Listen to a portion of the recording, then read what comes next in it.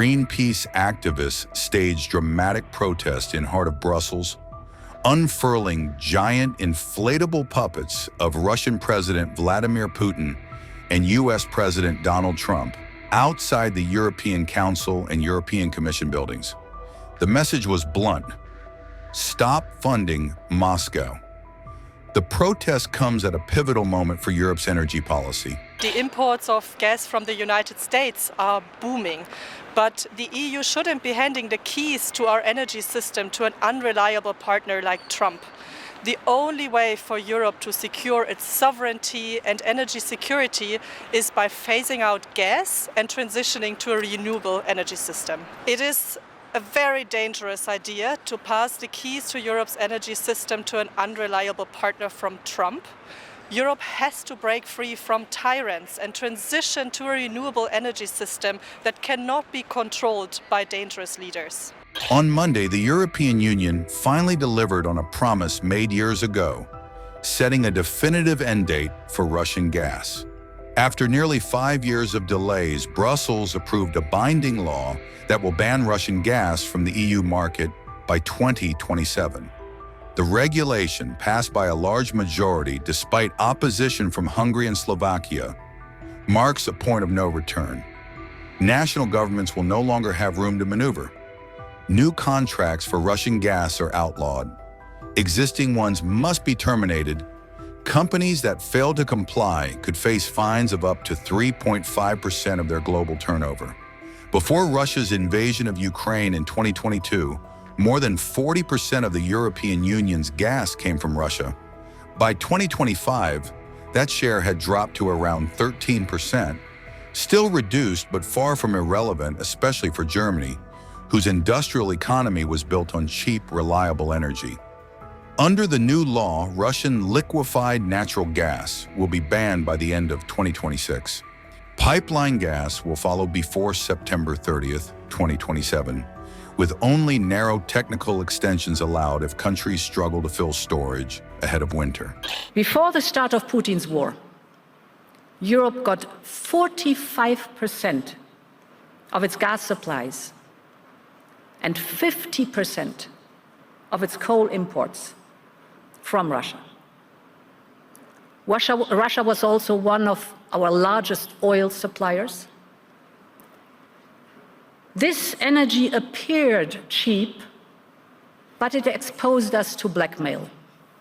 So when Putin's tanks rolled into Ukraine, Putin cut us off his gas supplies, and in return, we substantially reduced our dependency on Russian fossil fuels in record time. Our gas imports from Russia went down by roughly 75%. And now we import from Russia only 3% of our oil and no coal at all anymore.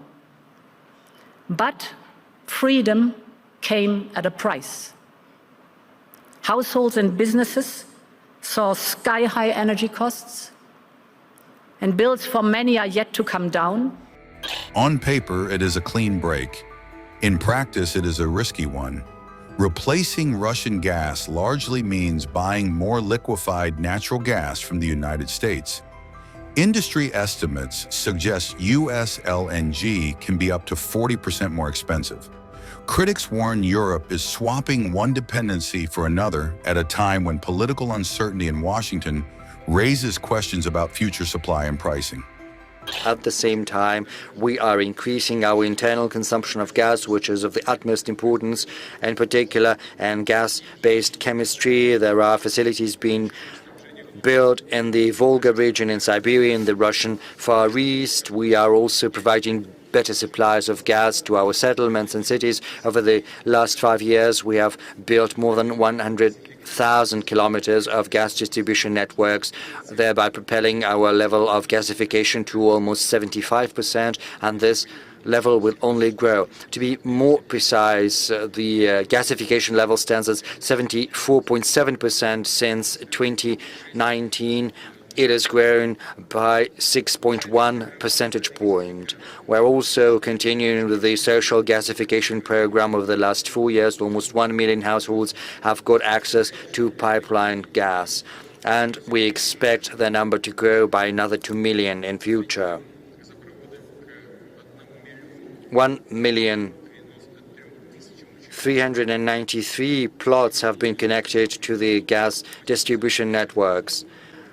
988,000, almost 989 connections has been performed. And I would also like to point out that Russia has unique sources of gas. We retain a high level of production, but we have to work on this resource base and we have to replenish it, including through tight gas. I have already mentioned it that the Russian energy mix is one of the greenest in the world, and I'm sure that our Russian colleagues spoke about that.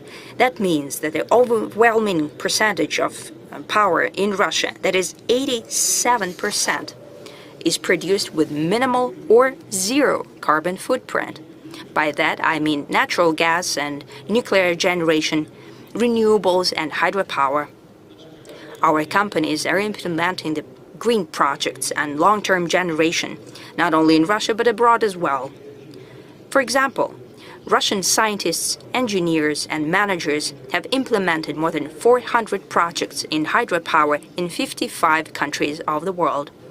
Rushydro, that is our leading company in the sphere, is building hydropower plants and water infrastructure by respecting environmental safety regulations and putting in place efficient and sustainable water usage. But we are also witnessing a deliberate dismantling of the world energy architecture, which is brought about by aggressive and rather pushy actions by certain Western elites. As you are aware, under the political pressure, many European countries have given up Russian energy resources. I pointed out before what this might result in for the European and Western countries themselves, for their economic and production capacities. We are witnessing the fallout of such actions in the EU itself. We see diminishing industrial outputs, rising prices, owing to more expensive oil and gas coming from beyond the ocean, as well as a lower competitiveness of the European goods and the European economy as a whole. According to Eurostat, the industrial output in the Eurozone in July this year is 1.2% lower than the average over 2021, and we see a continued slowdown, a continued decrease of industrial output, and the engine of EU growth, namely Germany, in July, it decreased by 6.6% as compared to the average 2021 levels. As far as the world gas market is concerned, in that particular regard, the supply chains are shifting as well, and the reasons are objective. We see a steady increase in gas consumption in the Asia-Pacific, in the Middle East, and in Latin America, whereas in Europe, the gas demand is still at levels lower than 2019 because their industrial output is decreasing, so they don't need as much as they used to. It's as simple as that.